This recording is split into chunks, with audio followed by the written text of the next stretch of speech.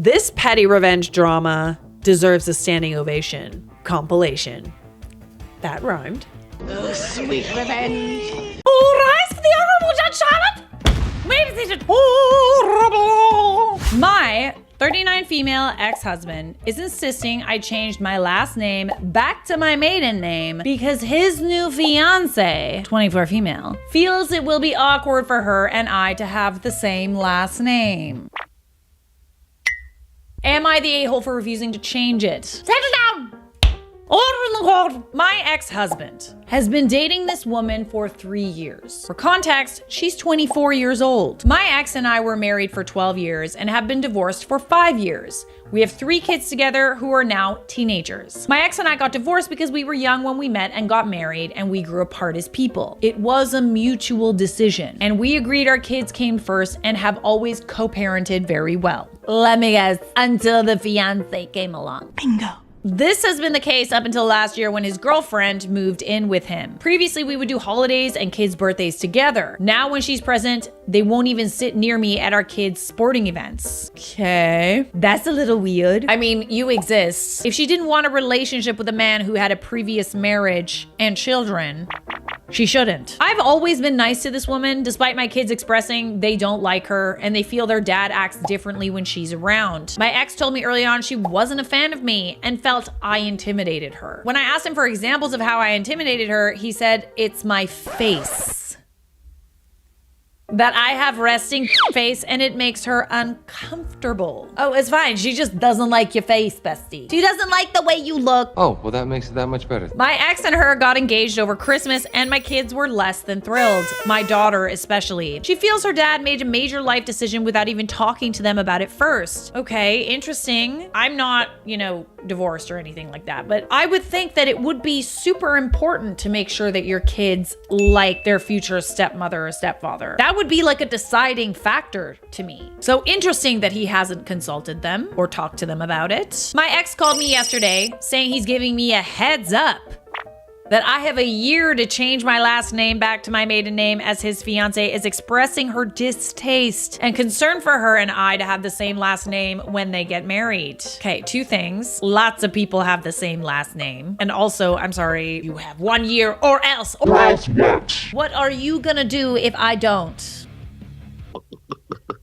I told him we agreed in our divorce that I could keep his last name until I felt the need to change it. And that is what is listed in our paperwork. I also told him I don't want to have a different last name than our kids. Fair enough. I know some people who drop, the hyphen and the last name, or they change it back to their maiden name, but a lot of people keep it. It's not uncommon. Think of how much of a pain in the butt it is to lose all of your credit cards and your ID, or you move and you have to change your address. Think about how many pieces of documentation she will need to change because his new fiance is uncomfortable with them having the same last name, a last name that also is shared by lots of other people. Where's the logic? Make it make sense. I don't get it. He said I'm being unreasonable and refusing to see how this would make his fiance uncomfortable. Oh, cry about it. I told him I can't see it from her side because I'm a grown-up and not an immature child like she is. Boom. Roasted. He told me I could ask anyone about this situation and everyone would agree with her. No, I don't. So am I the a-hole for refusing to change my last name to make her happy? My thing is she's asking you to do her a pretty big favor when she hasn't really been nice to you at all. That is a big thing to ask somebody. Maybe if you guys were friends, you were cordial, maybe if your kids liked her, you would consider her request. But it's not like she's given you any reason to do this favor for her. She's forcing her fiance, your ex-husband, to essentially blackmail, you have 1 year to change the name that you are legally allowed to keep. Why would I do that? Why would you do that? Why? Not the a-hole. Tell him you'll only consider changing your last name back to your maiden name if you can change the kids' last names. Also, that's what's up. Checkmate. My guess is he didn't like that very much, did he? If he doesn't agree, he can sit on it and rotate. That's a good one. I like that one.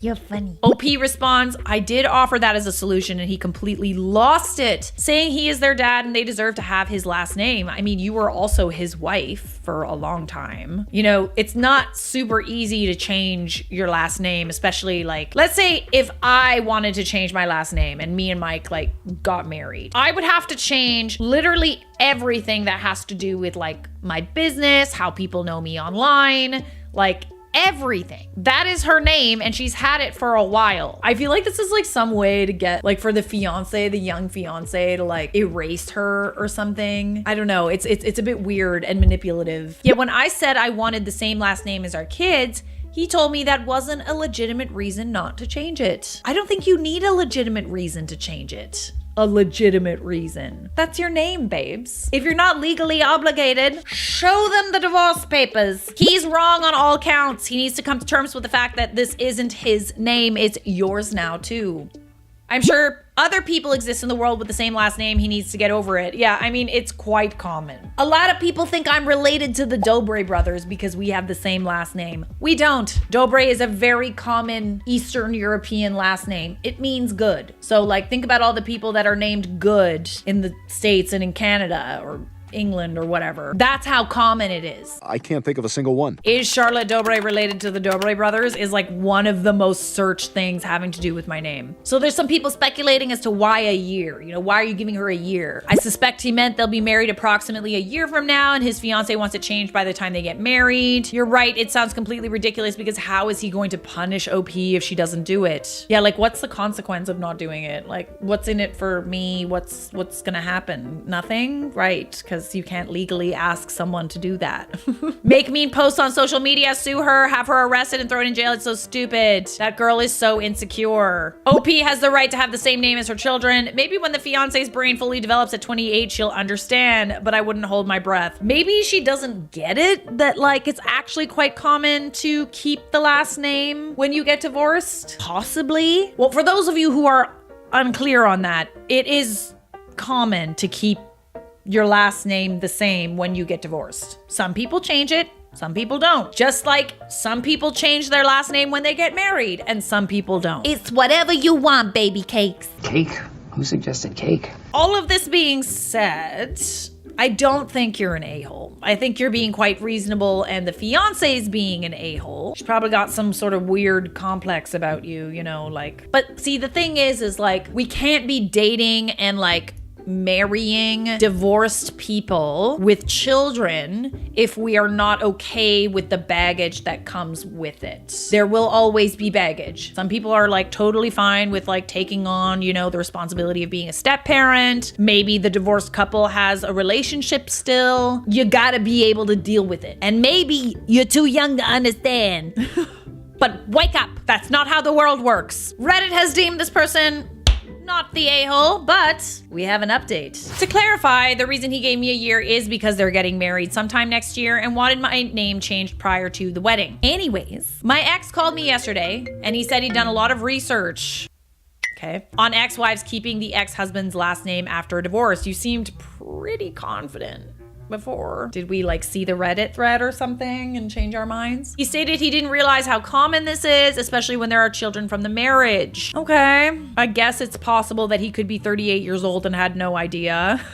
He also said this had been my last name for 17 years. My entire adult life had been with this last name and I built a career with it. He basically acknowledged that every reason I had to keep it was legitimate. I mean, yeah, you'd have to go and change literally every piece of documentation that has to do with who you are in order to keep his fiance happy, a fiance who's never been nice to you. Why would you do that? I don't want to do that.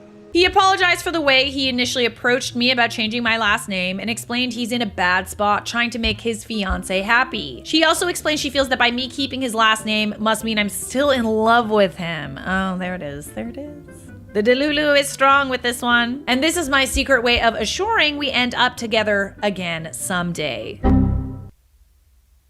Okay. I informed him this was not, nor will it ever be the case. Yes, I care deeply about him because I was married to him for 12 years and he is the father of my children, and I want him to be happy in life. However, I fell out of love with him many years ago and that will not change. He said he informed his fiance that he will not bring this up to me again, and if she didn't like it, the ball was in her court to decide if she wanted to continue their relationship. Yay!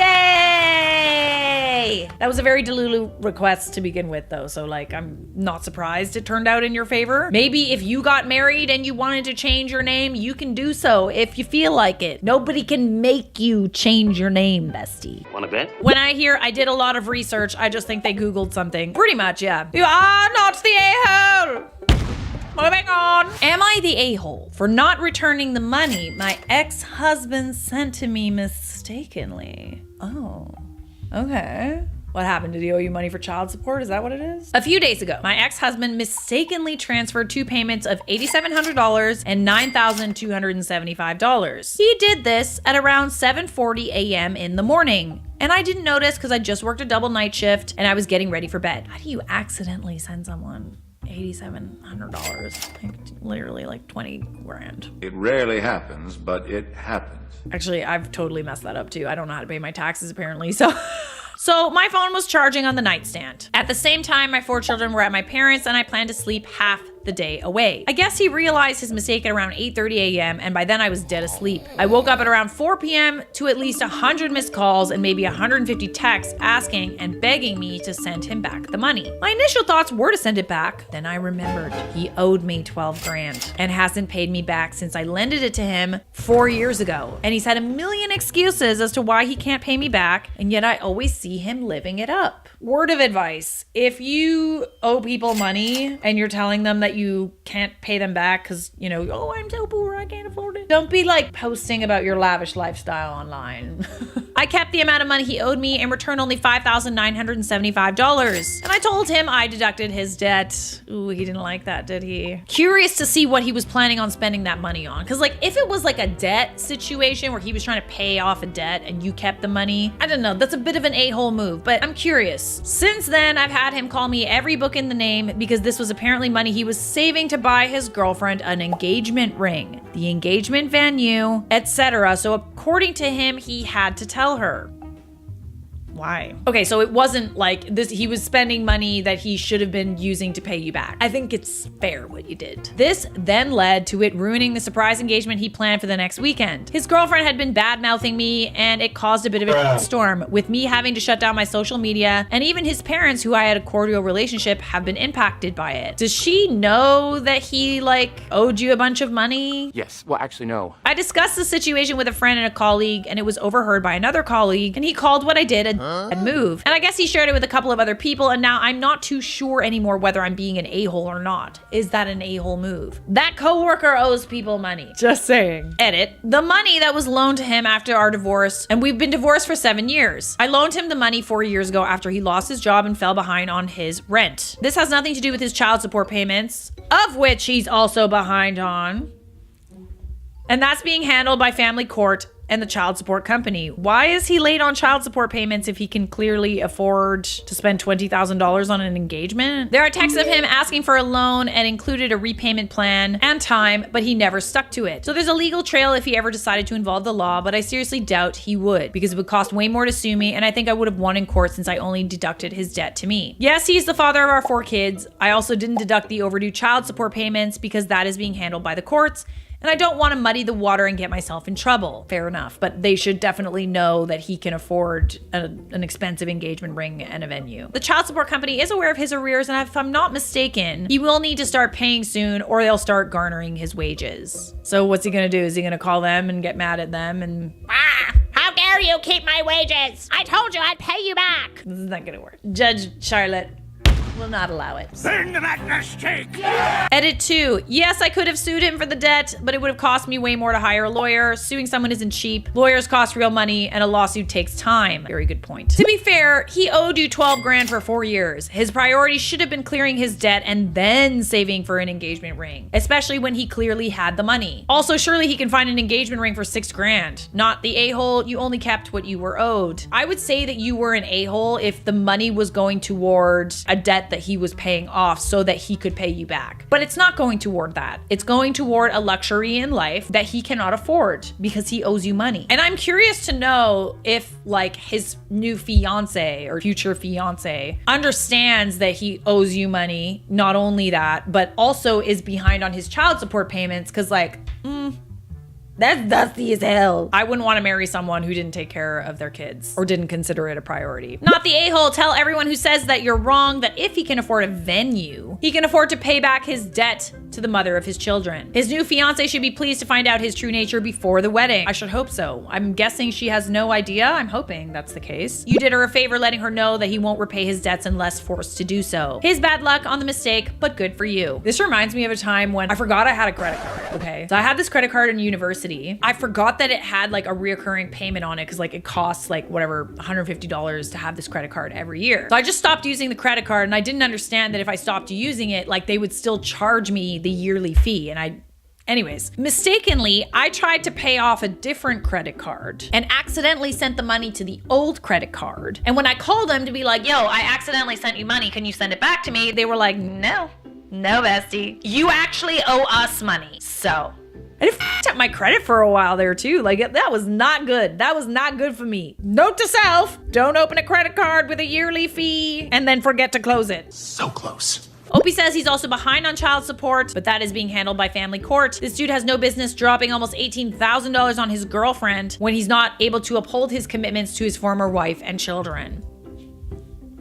You definitely right about that. Don't be spending money you don't have. That was a very satisfying update. Am I the a-hole for taking in my ex's dogs, but not my homeless ex? Oh my God. You and I are gonna be good friends.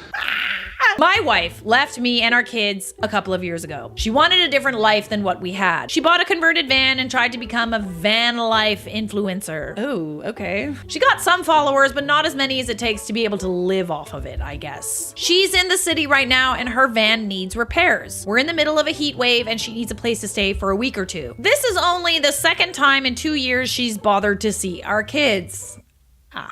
Interesting. I've done my best to make sure that they know that even though their mom is gone, it isn't because she doesn't love them. I mean, debatable. I said she was working far away. On the farm? Well, you did her a favor. Imagine you told your kids that she left them to go be a van influencer. Jesus. No, I choose a septic tank over you, children. Even after the divorce, I made sure she could have all the visitation she wanted. She doesn't want to stay with her parents because they're very critical of her choice to leave. Well, that doesn't surprise me, really. She doesn't want to stay at a hotel because it will be a dent in her budget. Oh no. Oh, boo-hoo. Yes, very sad. I don't want her in my house because I don't want the kids to freak out when she leaves again. It's best if they see her in a neutral location. I volunteered to take her dog so she could stay at a hostel. She said I was an a-hole for not letting her stay in the house she helped pay for. I bought out her equity when we divorced. It wasn't that much. Yeah, you don't owe her nothing, honey. Especially because she left you. My parents said I should have let her stay. The woman I'm seeing said she would have understood if I let her stay. Well, she's a better woman than me. I just know what it would do to my kids. I think that's a fair reason to not want her in the house because, I mean, they never see her. They still have fond memories of her, I'm assuming, because of what you've told them. I think it would be hard for them to, you know, watch her come and live with them and then leave again. And then you won't be able to maintain that facade of like, oh, she loves you, she's just working, she's far away. That kind of goes out the window if she's there staying at your house. I prefer dogs over people, so you can guess how I feel. Not the a-hole, you're being the best parent you can. She abandoned her children and has no right to impose on them and you. She not only abandoned her children, she abandoned him. I don't think that we can be asking for favors from people that we abandon. She's not there to see them, she needs a place to crash. There's the tea. It might be traumatic for your kids to have her leave again, and that just isn't worth it for you or for them. You bought her out and she used that equity to pursue her new life. She doesn't want to stay with her critical parents, too bad. Dent her budget, then where's the child support? You summed it up perfectly. She's only in the same city because her van needs repairs. It's not like she made a special trip just to see the kids. I think it would probably be different if she like wanted to come and stay with the kids. But she's not there for that reason. She's there because she doesn't have anywhere else to go. It's only about convenience and not having to spend any money since she obviously doesn't give a crap about her kids if she hasn't bothered to see them for 2 frickin' years. I don't love you. This person who got a doctor's note that tore his inconsiderate boss to shreds. That one time my boss wanted me to cancel my brain surgery for a third time. To whom it may concern, I'm writing this letter concerning your employee. He's had a pituitary mass which needs to be surgically removed. This kind of mass can affect his vision with permanent damage. It has already affected his endocrine system. He has canceled his surgery for the second time due to the loyalty he has for his job, but it is very important that he proceeds with the surgery on May 30th before any further health issues occur. If he develops any visual problems, he will need the surgery sooner. We are asking for you to give him the time off to proceed with the surgery and recovery, which could take up to 4 to 6 weeks. If any questions, please call our office. The fact that you even had to get this doctor to write this, I literally cannot. I cannot even. Please stop. That's the type of boss that's like, I'm sorry, you need a doctor's note? I have you on the schedule. Here's your doctor's note. And by the way, this is your reminder to subscribe. So subscribe. If you're not going to subscribe for me, subscribe for my squeaky chair.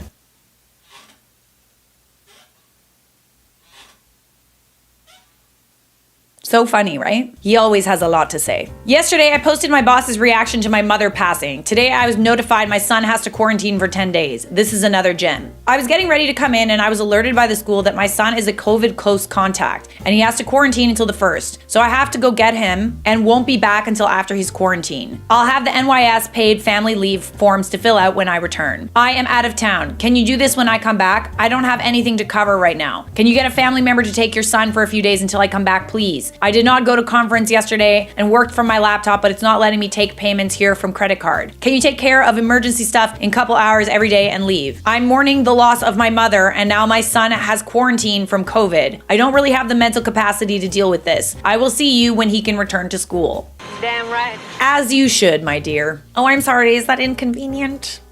Oopsie. It's this kind of thing that's just like, oh, we really are just like replaceable, aren't we? Never told a boss off like this and it felt amazing. Hey Brandon, we're short staffed for the rest of this year because Sarah just quit without any warning. We're really backed up, so I'm gonna need you to come in during Thanksgiving this year. Don't be shocked if you have to come in during Christmas Eve and day 2. I already told you 3 weeks ago I need that week off and you agreed. Now you're changing your mind. I will not be working Thanksgiving, and if you ask again, I will not be working for you at all anymore. We've had to set expectations with you multiple times this year. Coming in is the least you can do. Your PTO request has been denied. I'm not asking you to come in, I'm telling you that you have to. And I'm telling you that you have no worker at all now. I quit. How do you like them apples? To be fair, there was a warning. So unbelievably satisfying, isn't it? Where are you at?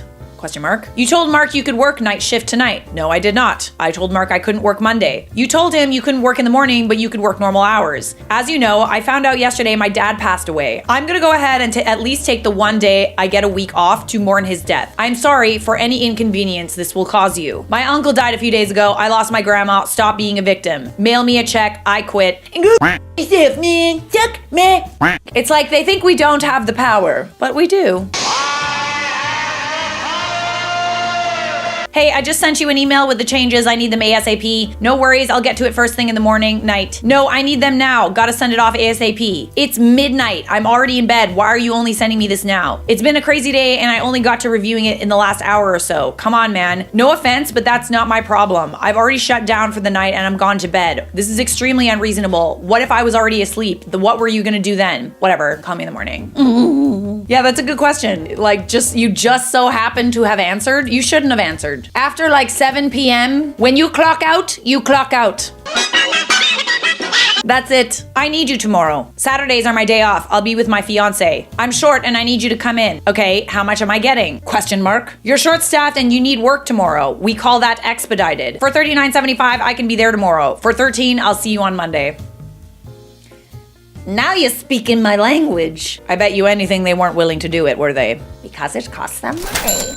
How I quit my incredibly toxic job a couple of weeks ago. I had worked 7 60-hour weeks straight and tried to take off for my 21st birthday. Request denied. So I called out sick instead. Boss found out and I figured, it, and you. Hi Mira, I heard you know that I'm not actually sick. I did lie. I lied because you're overbearing and controlling and I knew you wouldn't give me this time off. I'm young and I have a life to live and I'm not gonna let my job take higher priority than my happiness. Like you wouldn't even give me off for my own birthday. How could I expect you to give me off for a Willie Nelson concert? Anyways, I was gonna tell you this on Tuesday, but I think it's fitting thing to tell you now. I got a new, better job at a place where I will be valued, where my mental and physical health will be taken into consideration, and where I will be allowed to take off for whatever reason. Your history of toxicity and manipulation in our workplace has left wounds on so many of my coworkers and friends. I have stayed for so long because of the money I made and because of the love I have for all my coworkers. The way you treat us isn't right. That's why I'm leaving. That is the only reason. You and only you. Thank you for your time. I would say it has been a pleasant experience, but it absolutely has not been. I would love to say that I enjoyed working for you, but I'm not one to lie. Amazing. It really is true that a boss can make or break a job. Hasta la vista, baby. Started a new job at a crystal shop. The girls who trained me looked so afraid of the boss, I started getting second thoughts. He sent me messages yesterday at 11 p.m. telling me I had to change shift and work longer hours at a different location. I do not think the way you relate with your employees is professional or something that I want to have in my life. Good luck. Thanks. Why you think so? You only met me once. How can you judge that about me? Unfortunately, I can see it through the way that your employees act. They are terrified of you. They spend minutes obsessing over little things such as how to crop a picture perfectly so they do not upset you and not cause any mishaps over something inconsequential. Furthermore, company hours are company hours, and being expected to cater to whims on short notice, especially notices made when one might be asleep, causes needless anxiety in workers that should not be in existence. This is true. It does cause a lot of anxiety, especially when it's like cutting into your time. Like, this is my time. You're not paying me for this time. Moreover, I think it's harmful to propagate myths such as placing crystals on Wi-Fi routers to absorb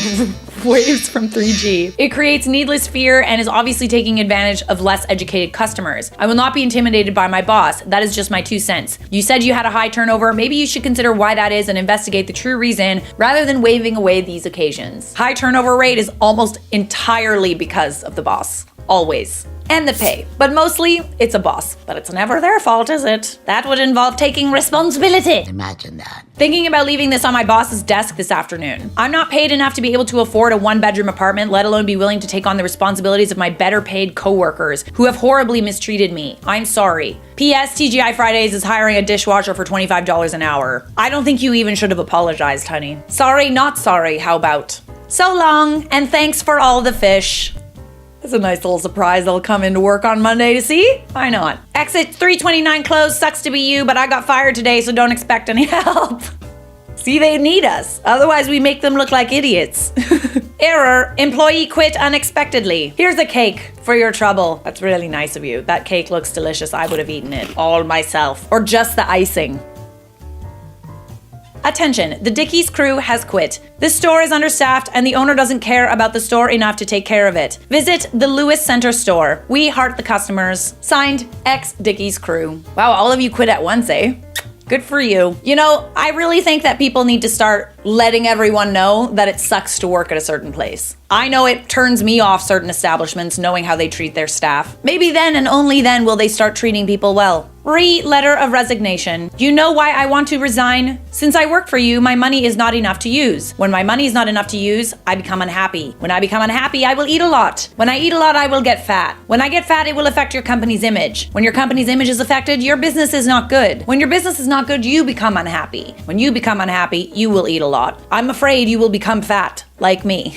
You see, sir, it's a vicious cycle. I did everything for your own good because I care for you, sir. So the conclusion is I want to resign. Please let me go. Thank you. Kind regards. Suck a dick. As per my I quit. To the management, Border Force Stansted. Today is my 31st birthday, and having recently become a father, I now realize how precious life is and how important it is to spend my time doing something that makes me and other people happy. For that reason, I hereby give notice of my resignation, in order that I may devote my time and energy to my family and to my cake business, which has grown steadily over the past few years. I can see why. Wow. I wish the organization and my colleagues the best for the future, and I remind you that if you enjoy this cake, you can order more at www.mrcake.co.uk. Everybody go buy this man's cake. Please do. Please buy this cake. I'm sold. I don't know about you guys. That cake looks delicious. And that took a long time. The pettiness in every word is... I'm hungry. Since you decided to say cancer is not an excuse and think it's okay to swear at your employees like you do all the time, we quit. This is why you can't keep a store manager longer than a year. You abuse your role and staff. Enjoy the fact that you lost a store manager, co-manager, and key holder in the middle of back to school. Think next time you treat people the way you do. We aren't allowing it anymore. Signed, Nikki, Jess, and TJ. Nicely done. Very nicely done. Ex lies during divorce to have me jailed, and instead, he's left with remorse. I was getting divorced in the early 90s. My ex was pissed that I was divorcing him. I owned the house prior to the marriage, so he moved out. But he broke back in and tore up all kinds of things. He tore up my jewelry, my clothes, cut holes in all of them. I couldn't prove it, but of course it was him. Ooh, someone can't handle rejection. Anyone who would actually do that in their right mind deserves to get slapped with a divorce. When we went to divorce court, he gave the judge a 2-page list of things that he supposedly brought to the house with him prior to marriage that I, quote, refused to return. Who? What? My attorney showed me the list and it was stuff he never owned in the first place. Wow, we're resorting to lying to a judge, eh? He totally wanted me thrown in jail for contempt of court. My alternative was to pay like $2,000 and I wasn't about to do that. I'm opted for jail, but my friends kept telling me to just pay it. I refused. Ooh, that is petty, girl. You'd rather go to jail than pay your ex $2,000? Honestly, same. 2 days before I was supposed to appear in court, a girlfriend of mine asked if she could see the list. Sure. She noted that things he said were there didn't give much of a description. For example, he says there's a gun. Well, he didn't say what kind of gun. He said there was a computer. He didn't say what kind of computer, and so on. Her point was that if I went around and bought everything on the list, it would probably cost me about $200, and that it was worth staying out of jail. Ooh, little plot twist, little plot twist. So you're just gonna like bring like a bunch of like electronics and like a toy gun to court? Here you go. I agreed, knowing it would also be worth him being livid that his plan didn't work. So I made a game of it. I went around to pawn shops and retail stores. I told whoever was in charge that I was on a scavenger hunt, and I briefly explained what was going on.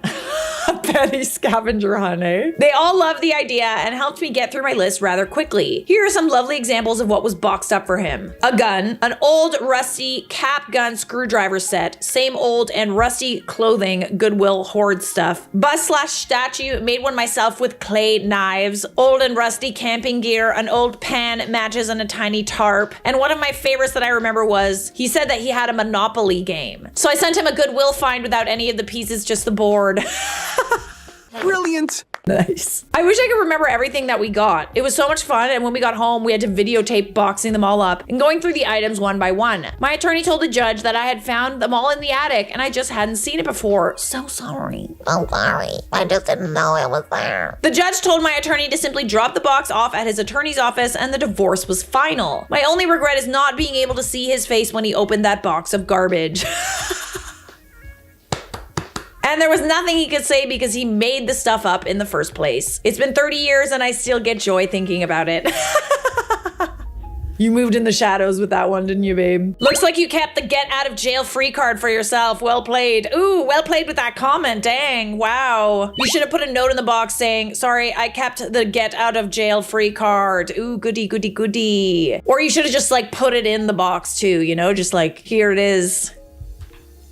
This woman found out her husband was cheating on her while they were celebrating their 10th wedding anniversary in Hawaii. The husband had landed in Hawaii 3 days prior to the wife's arrival for a business trip. When the wife arrived 3 days later, the hotel concierge tipped her off that her husband had been going into his room late at night with another girl. Now, the wife could have stormed up there, caused a scene, and confronted her husband, but she's more the passive-aggressive petty type. Instead, she waited till he fell asleep that night, and then she grabbed his wallet, phone, and keys and headed to the airport to hop on a flight back to the mainland without him. This dude wakes up the next morning and he can't figure out where his wife is because he can't call her, he doesn't have a phone, and he can't find his wallet or his keys anywhere. He doesn't know what to do. And then at 11 a.m. they kicked him out of the room because his wife had checked him out of the hotel the night before when she left. And he's like, hey, just let me stay another night while I figure this thing out. And they're like, hey, can you put down a credit card for the room? And he's like, I don't have one. A credit card on me. Then he asked the hotel to see if he could use their phone to contact somebody who could help him. And the concierge came over and said, sir, you're no longer a paying guest at this resort. You need to get off the property. Eventually, this dude finds somebody on the street who will let him use their cell phone, and he calls his side piece who is still on the island and is like, hey, can I stay with you? And she's like, I'm with my husband. What are you talking about? You can't stay with me. Now this guy's just meandering around downtown Honolulu on a Sunday night contemplating his existence, and he can't get to the bank to get any money because all the banks are closed. So he spends the night on the sand at the beach, and then he wakes up on Monday morning and he goes to the bank and asks for money out of his account, but they're like, we don't know who you are, sir. Like, you can't prove with identification information or a debit card that this is actually your account. Apparently, he was able to go down to the police station and file a report for his stolen identification, and then they issued him a temporary pass, which got him through TSA and back to the mainland. Wife couldn't wait for him to get back to their house because while he was over in Hawaii playing real-life Oregon Trail trying to figure out a way home, she had already moved herself completely out of their house and invited some homeless people to take up residence there. So when he walked through the door, there were 3 random dudes there just waiting to greet him. Oh my! Oh, that is diabolical, babes. Whoa! Okay, he's playing chess, you're playing checkers, all right. Wait. Not that. He's playing checkers, you're playing chess. You're playing advanced mahjong. I love that he like tried to call his side piece and even she didn't want him. Oh, I love it. I love it. It's like, okay, well then go run to your side piece then. Oh, they don't want you either. Oh, embarrassing. How are you not embarrassed? She was so mad. She was literally fine with him just sleeping on the street, on the beach. Honestly, there are worse places to sleep. The story of how I got a restraining order against my neighbor, Karen. I'm a 20-year-old female who lives in a suburban neighborhood with my family. A few years ago, we had new neighbors move in next door. At first, they seemed okay, but then they turned out to be complete party animals. I'm talking partying 3 times a week, blasting loud music until 2 a.m. If you lived in a neighborhood and this is a house, you really got to be playing your music really loud for other people to hear it. Over the last year and a half, we've had multiple confrontations with our neighbors over petty stuff. Our neighbors were having another one of their super crazy pool parties, and it was driving everyone in the neighborhood crazy. The police couldn't do much because we would make a noise complaint and the police would show up and give them a warning. Things would get quiet for maybe 30 minutes, but then the partying would start again. Oh, that's why it's loud, because it's outside. Oh God. Hate that. Over time, some neighbors began to give up and eventually some of them moved away. Whoa, okay. You know what you do when you have neighbors like that are partying really, really loud until like very late, multiple times in a week? You wake them up very, very early. Anything, lawnmowers, drilling. Maybe you have your own 6 a.m. party on a rooftop or in your backyard. And like all the neighbors need to do this. You all collectively need to decide anytime that they throw a party, y'all have to collect. You're losing sleep anyway, you might as well. You all wake up at like 6 in the morning and you start just like what's the most annoying thing that you can hear? Honestly, like drilling at 6 in the morning is super annoying. Saws, leaf blowers. Yeah, worst neighborhood sound, okay? You need to all be doing that the next morning at 6 a.m. and do it a few times, they'll get the message.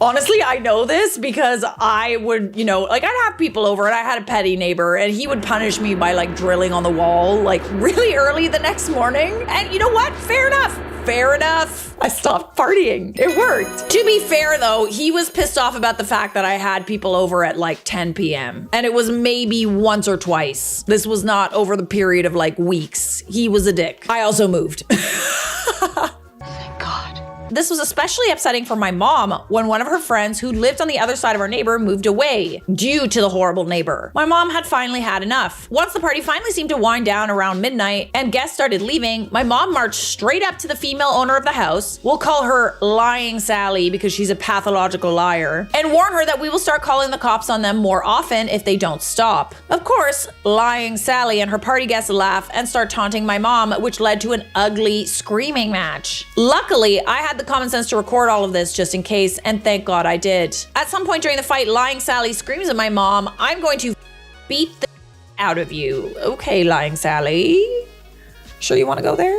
That's all you needed, babe. That's all you needed. One of our neighbors called the cops, which I don't blame him for doing so, and I was getting worried for my mom since Lying Sally kept threatening to The cops came and everything got peacefully resolved. It wasn't until the next morning I reviewed the video and remembered that you can file a restraining order against someone for threat of assault. Now here's the thing, I knew that filing a restraining order against someone can cause that person to maybe lose their job or make it difficult for that person to find a future job. Well, they should have thought of that before they threatened your mom and partied every night. I knew from the sticker on the back of her car that she works in a daycare. Who wants a person like that around kids anyway? If I were a nicer person, I could have let it go. You were driven to the point where you didn't have a choice, okay? Too bad I'm petty. Too bad. So sad. So we filed the restraining order, took my neighbor to court, and after showing the judge the video, he immediately was on our side, especially after she initially tried to lie and claimed she never once threatened my mom. She didn't know I had video proof. Ooh. This is why we move in the shadows, guys. We catch them in our webs.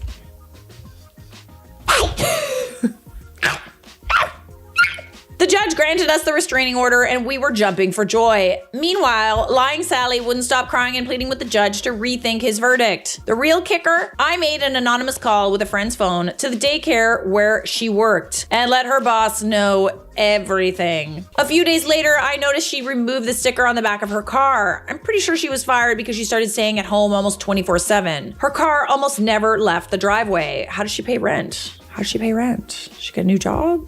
Or did she just like have to just move out because she couldn't afford it? Sucker. Also, the best part, the crazy loud parties finally stopped. It's been radio silent for a whole month. You can bet that during Christmas, our closest neighbors dropped off a lot of cookie tins and chocolates as thanks. That's borderline nuclear revenge, holy. This is good, this is good. Also, what's this? What's this? If I wanted to go nuclear, I could show her husband the video footage we captured of her kissing one of the male party guests goodbye. Oh, you were nice to her. You were nice, you were nice. You went easy on this. It wasn't a cute kiss on the cheek, it was a full-on drunken tongue kiss. I'm petty, not evil. Well, I mean, like, would it be evil? Edit, yeah, it's pretty evil to not tell the husband. Yeah, it's kind of evil both ways, to be honest. But if you read the backstory I provided in a link on the post, then you'd understand why I chose not to. He's a pretty terrible person as well. Not as bad as lying Sally, but pretty bad. They could also be swingers for all I know. Oh my. So they're just having like massive swingers parties next to you? Anyway, cheating always gets exposed eventually, so I have no doubt in my mind she'll get caught eventually if she's reckless enough to kiss someone on her front lawn. In my opinion, you went easy on her, babes. Should she have told the husband? I don't know. Should she? Do we mind our business? Not really. What is the pettiest thing you've ever done in a breakup? Okay, I'm not proud of this. My ex and I broke up, and she told me she's still going on the vacation that we'd planned together. So while she was at work, I snuck in her window and I stole her suitcases. What? She called me screaming and was like, "Why did you take my bags? Why did you?" And So she knew it was you immediately. of course she knew it was me. I mean, I also left her a little note. Just What yelling did at you me. say? I said, "You gave me so much emotional baggage. I deserve some real ones."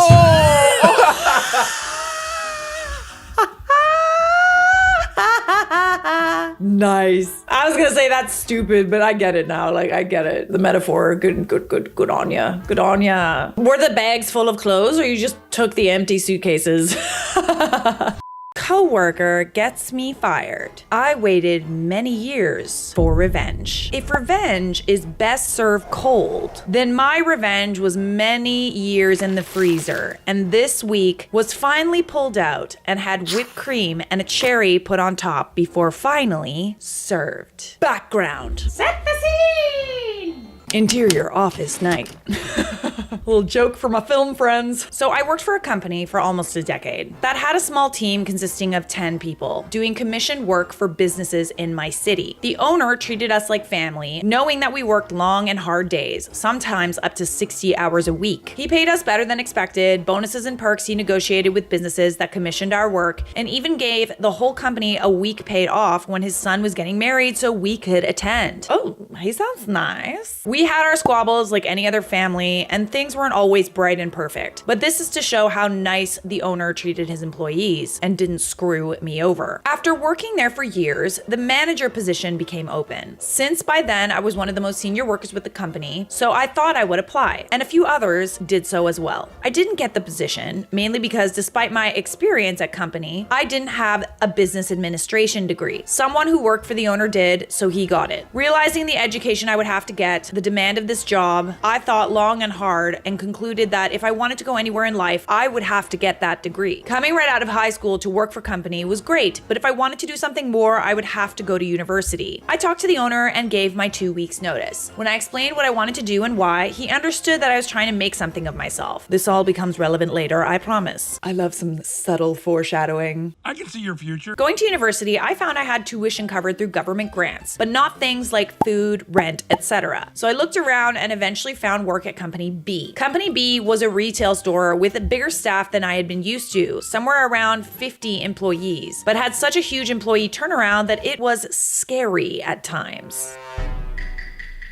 Okay. You know when a company has like a fast turnaround rate that there's something wrong. They dealt with a wider range of goods from groceries to very expensive items. They had a certain niche clientele that they could order items for and catered to. I ended up working part-time in their warehouse and answered to the warehouse supervisor who answered to the manager. There were other supervisors for other parts of the story, but for this only, the sales supervisor is relevant. Skip forward 7 years. In that time, I got my BA degree and worked at Company B the whole time, going from part-time to full, and eventually applied for the warehouse supervisor position. I was interviewed, I got the job, and I've been supervisor for months when the manager and I hired Kay as a warehouse clerk. Kay isn't the one to get revenge, but she played a crucial part in the revenge. Then Butthead gets hired. Butthead started out as a cashier, working quickly up the chain and brown-nosing as many coworkers as possible, including the manager. When a sales rep went on maternity leave, Butthead quickly jumped at the chance to work in sales and ended up permanently being a part of the team, then the sales supervisor soon after. Me and Butthead got along like oil and water. We butted I was not expecting butted heads to be in this script. We butted heads. You and Butthead butted heads. This is funny. Over things constantly. She would tell the manager all the small things that I did, but called me a snitch when I reported the issue she was causing. She would badmouth me and my warehouse staff, talk over me at meetings to try and take credit for my ideas. She openly told co-workers that I was the cause of many issues and couldn't wait for me to leave. Oh, and she was never at fault. It would be the customer's fault, my fault, the delivery driver's fault, another co-worker's fault, etc. Obviously. There were times when we got along well, but few and far between. I get fired. Oh no. So one day, a very, and I mean very, expensive ring set, over $5,000 I found out later, ordered by one of our customers comes in. Years ago, I set up a procedure for any type of jewelry so it would not get lost or stolen. The last step is, once we've done everything with it in the warehouse, we take it to the office and have someone put it in the safe immediately. This particular time, I was the one who received the rings. So once going through the procedure, told Kay that I was taking it to the office. The only one available who had the combination to the safe was Butthead. I asked her if she could open the safe. She looked at me, looked at the jewelry box in my hand, and then said, "Put it down here on my desk. I'll put it away once I'm done this email."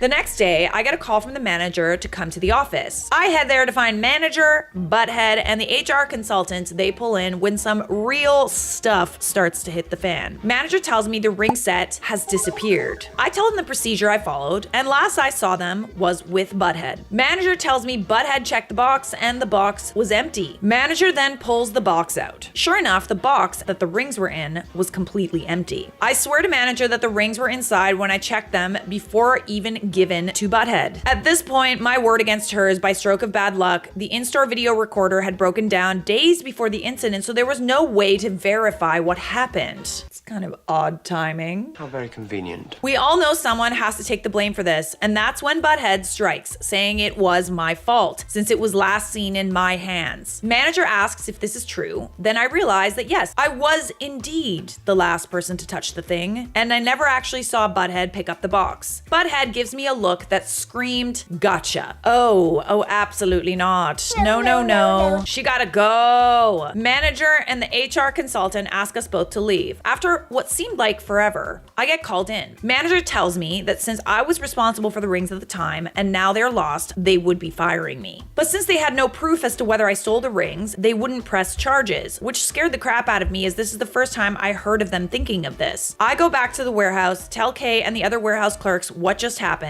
grabbed my personal belongings, and left that day. I really genuinely feel like Butthead could have avoided what's coming by just not giving that look of gotcha, you know? Because I'm sorry, but if someone is meddling and they look at me like, You're asking for it. You should have just played dumb. I'm coming for you.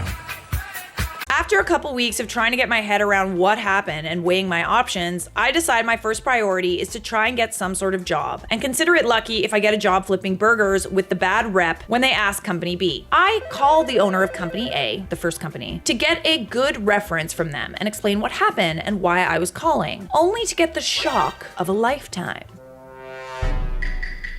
The manager position was about to be open. The guy who I lost the position to was retiring soon due to complicated health reasons. Owner had kept tabs on me while at university and understood when I didn't immediately come back to him. But with a golden opportunity like this, he wanted me back and I wasn't gonna say no. Oh, thank God. I thought it was gonna be something bad. I dive into the new job I originally wanted with an owner I enjoyed working for. I thought then and there everything would be behind me, not knowing it would come back not only to bite me, but to pay dividends. The revenge. Kay's side. This I found out after Butthead's reckoning. After I was fired, Kay knew she had to do something about Butthead. Kay knew I wouldn't lose or steal something like the rings, but also knew that without proof, Butthead would deny she did it and have Kay in her crosshairs to attack next. So after talking with her husband, she hatched a plan. She started hanging out with Butthead, telling her things like, "I'm so glad he's gone," or "wish he had been fired much earlier." Butthead, feeling high from getting rid of one of her thorns in her side, soaked it all in, and after a couple weeks invited Kay and Kay's husband, from now on KH, for drinks at her place, with her and Butthead's husband. Months passed. Kay and Kay's husband do things regularly together with Butthead and Butthead's husband, including drinking on weekends and couple-related events. Ooh, she's playing the long game. When together, Kay would occasionally badmouth me, and Butthead would agree. Finally, after a year of playing nice, when Kay and Kay's husband were over at Butthead's for one of their drinking parties, Kay randomly badmouthed me, mentioning the rings in passing. Then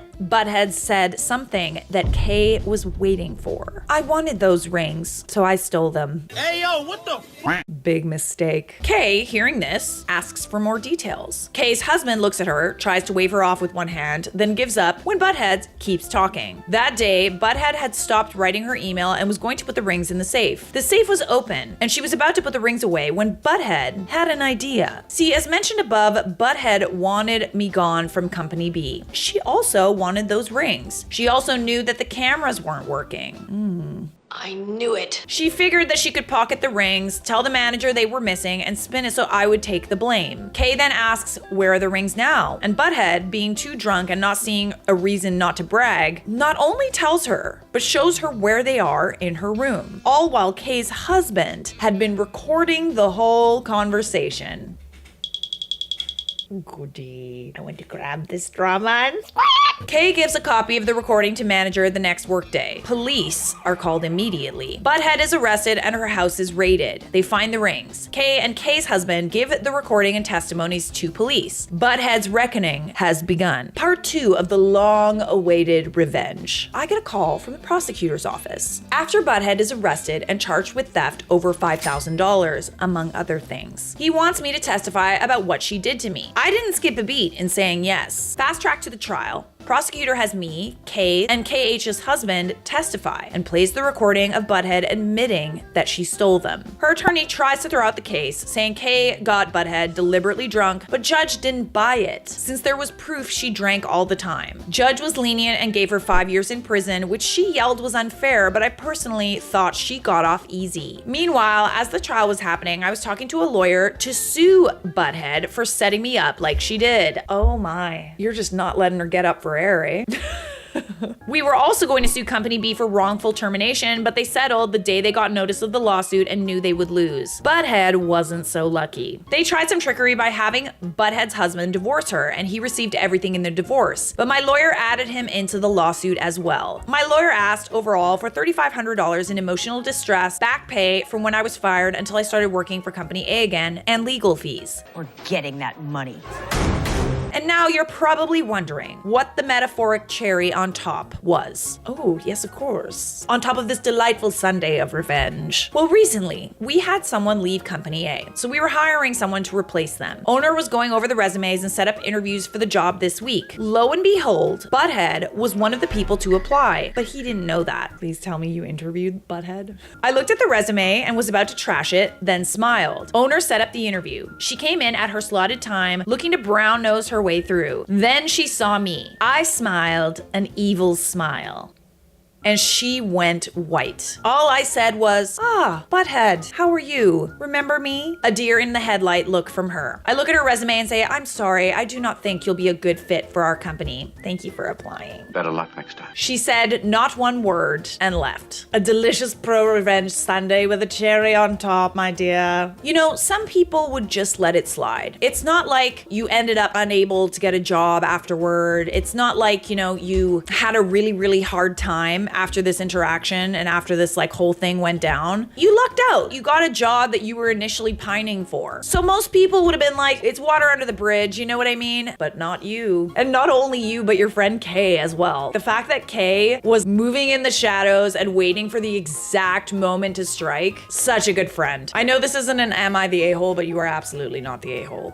Justice was served. We got some more work nightmares for you coming in hot. New boss hated me and treated me like garbage, so I exposed his affair. This story was posted in the Charlotte Dobre YouTube subreddit. This took place many years ago when I was 21. So young, but it feels like it was yesterday. This may be lengthy, but context is necessary. I worked at the local rec center and was a pool manager in the aquatics department. You know, lifeguarding, swim lessons, etc. Not to brag, but I was extremely good at my job. There were always requests to be in my classes and families only wanted to sign up for sessions I was teaching. Over time, I got more training and was able to teach and do almost everything that the aquatics department could ever need. Our coordinator, my boss, received a job offer elsewhere and decided to pursue that. I loved my boss and was sad to see her go, but this gave me the chance to throw my hat in for the position. It was a long shot due to my age, but I figured I should try. I had all the qualifications and knew the place inside and out, even the employees. Sadly, I didn't get the job. Bummer, but I assumed it was a long shot at the time. What caught me by surprise was the person they did hire lacked almost all of the quote required skills that had been listed. He was a businessman. Let's call him Kevin. So how did Kevin get the job? Like, does he know someone? Kevin liked swimming, but didn't have any training on pool safety or the pump room know-hows. According to the higher-ups, he was going to make our faculty a, quote, money maker. How did he do this? Well, he cut safety corners. Not a great plan. If there's one corner you do not want to cut, it's a safety corner. We started staffing less lifeguards for shifts, sometimes only having one on the pool deck, which was incredibly unsafe given all the blind spots in our facility. He shortened breaks, claiming the staff were all lazy teenagers. Again, not safe as they needed the chance to rest and be ready to be back on deck maintaining safety. Is that like legal? Now, I get it. Teenagers can be lazy and be a pain. We've all been there and witnessed it. I know not everyone was an all-star employee, but that's the case everywhere. As a part of my job, I would evaluate and train the employees regularly. We practiced skills and reviewed important first aid that needed to be second nature. Rescues, CPR, AED, etc. Well, Kevin also declared that these trainings were happening too frequently. It was a waste of money to be doing this, and they should be doing this in their free time. Oh, this is gonna end badly. This was breaking point number 1, and I decided to go speak to him about this and said, "Hey Kevin, can we talk?" Sure. What do you want? Well, I really think that we should start up the trainings again. In the event of an emergency, we really need the staff to be ready and ready to react to anything. Shouldn't they already know it? Yeah, but most of these things they need to practice, you know, CPRs and the rescues and stuff. I don't really think that that's something I need to pay you or them to do. They should just practice. I feel that working on these skills as a team really helps with retention and knowing it actually gets done. I mean, most of them don't have their own pools and backboards to practice at home. We are done with this conversation. I know you wanted this job, but I'm in charge. Do what I say. Okay. I was livid. At no point did he actually listen. He treated me like a child and sent me away. The next day, he called me into his office for a chat. Where he told me I was completely out of line yesterday and wrote me up for insubordination. Sorry, you got written up for like being concerned about safety? You're literally saving him from like a potential lawsuit or worse. You're welcome. I went home crying. Not once have I ever received a warning, a complaint, or anything negative with my working performance. To be written up for expressing myself and being called insubordinate wrecked me. After I composed myself, I decided I would just do my best and try harder. I did what was asked and tried to keep up morale and tried to stay positive. A month later was my second breaking point. Kevin and I had a meeting where we discussed employees and evaluated performances. After he left for the day, he sent me a text saying, I've thought about it, and I want you to call X, Y, and Z and let them go. They're awful employees, and we can just replace them. Because I had been conditioned to just obey this moron, I said, okay. Well, this didn't sit well with me. I stewed on it for the rest of the day and stayed up late with it just gnawing at me. To be fair, the employees he mentioned weren't anything great, but I felt it wasn't my place to be the one to let them go. He's kind of getting you to do his dirty work for him, which I don't like. My job description said nothing about hiring or firing. It was always up to the coordinator, Kevin, or higher ups for that sort of thing. So I decided to express my feelings the next day. And surprise, surprise, it didn't go well. Hey, Kevin, I was thinking about the text you sent me yesterday. I've been going over it and I'm not comfortable being the one to let these employees go. I don't think it's in my job description and I feel that falls under your department. And I'm sorry I said okay to it yesterday, but I don't think I should do it. What? Yeah, I just don't think I'm comfortable with it. I'm not in that kind of position. That isn't my problem. I told you to do it, so do it. That just isn't something I can do. Can we look back at my job description and maybe I missed it? He did not like this response. Let me guess, it's not in the job description at all. Correct. No, we won't be doing that because I know it's your job to listen to your boss. If you won't do it, I guess I will just do your job and write you up for insubordination. Me, while crying. Okay, now this is where it starts to get juicy. Over the next few months, I did exactly what I could and tried to avoid Kevin at all costs. This started to become really easy as Kevin wasn't back by the pool as frequently. He started meeting with the rec center director more and more, his boss. He would go to lunch meetings with her, meetings in her office, and even attended the fitness classes she taught. Fishy. No, very fishy. Also, the swimming fish pun is not lost on me. I'm assuming that pun was not intended. Now, I wasn't the only one who noticed this. All of the aquatics department started to pick up on it. They would ask me, hey, where's Kevin? And I would tell them, director meeting, with an eye roll. He was rarely in his office anymore. I was left doing his job more and more, and he would tell me, I just have to meet with the director. We're trying to turn this place around and make some money out of this money pit. So I diligently did as I was told, while also tracking his meetings. Sneaky. You know, I have a theory. It seems to be like quite consistent with bad boss stories. I have a theory where if you're a bad boss, you are projecting because you're actually the bad employee and you're blaming everybody else. I kept a notepad and wrote down what he did in the day. I felt like Pam from The Office tracking Michael's workday. It got from the point where he was on average only in the aquatics area for 1 hour a day, while all the rest were spent with the director in one way or another. So me, being a spiteful person, I used this when I finally decided enough was enough. After 6 months of Kevin, I had had it and decided to leave for new adventures. Finally, I know. But I decided to go out with a bang. I turned in my 2 weeks, was my cheery self, did everything I was asked to do, then hit my exit interview with HR. I expressed all of my safety concerns, new policies I didn't agree with, and told them all about Kevin's antics. I brought the notepad and told HR, oh, and I brought this for you. I'm pretty sure Kevin and Nancy, the director, are sleeping together. Here are my notes. Feel free to figure this out. Then I left. For a young and insecure me, this was the most empowering moment. I walked out feeling like a champ and didn't look back. A few months later, an old coworker reached out in an email and told me, hey, not sure if anyone's updated you on things since you left. It's gotten crazy around here. Remember Nancy and Kevin? Well, they both got fired. Got him! Apparently they were having an affair and would use her office to sleep together at work. They're both now divorced and are jobless after everything played out. Just thought you should know after all the crap he put you through. Vindication never felt sweeter. Well, that ended nicely, didn't it? Remember what I said about people that like always point the finger, like bad bosses that are always criticizing other people? This is why you should always be careful about pointing fingers and like, you know, we should communicate when we're unhappy with something. But at the same time, let's make sure that we are not living in a glass house when we throw stones. All right, we got one more. We got time for one more. I ain't going nowhere and neither should you. Please don't go. Am I the a-hole for firing my brother after he proposed at my wedding? So, a bit of background. I own a plumbing company and I hired my brother 3 years ago. He was jobless after the pandemic and I offered him to come and work for me. He was 22 at the time and is now looking to become a master plumber and start his own business. At my wedding, in which he was the best man, he decided that during his speech, he would give us all a big surprise and decided to propose to his long-term girlfriend. Me and my wife were appalled. world. Well, fucking duh. If you do not ask permission to propose at someone's wedding, you should expect them to be appalled.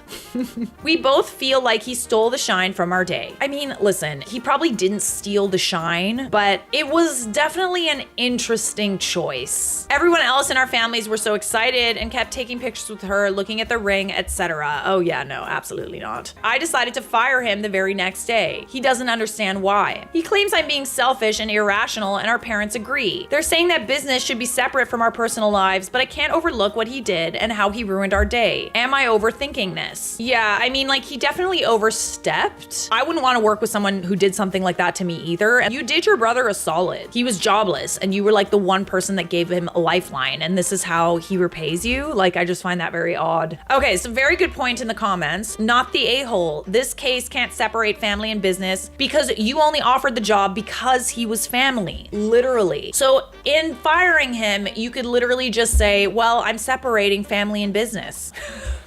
I would tell him that he can have the job back after he pays for half the reception, since he turned it into a combination wedding reception and engagement party. That's smart. So smart. You do need to talk to him, because like firing him without telling him why, you're not firing him because he was bad at his job. You're firing him because you're mad at him for what he did. So I feel genuinely like you need to have a chat with your brother, kind of let him say his piece, let him apologize if he plans on doing that. I feel like maybe you kind of jumped the gun a little bit by firing him just because you didn't give him a chance to apologize. At the end of the day, like, the damage is done. You only have like one wedding, and he totally like hijacked that. I wonder if there's something else going on here, that like he kind of like wanted to become like you. You gave him a job as a plumber 3 years ago. He's now looking to become a master plumber and start his own business like you. That wouldn't be weird, but it also seems like, okay, he's also kind of hijacking your wedding. I don't know. Maybe I'm overthinking it, but like,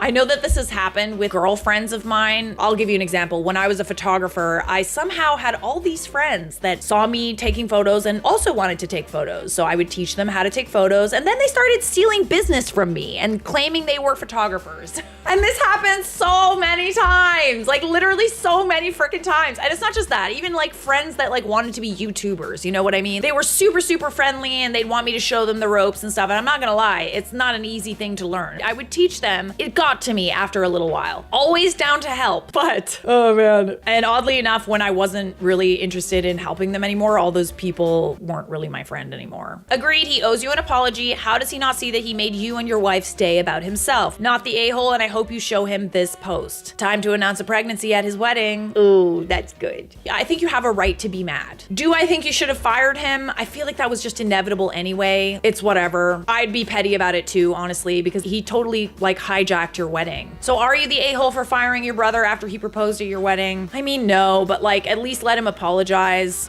Subscribe!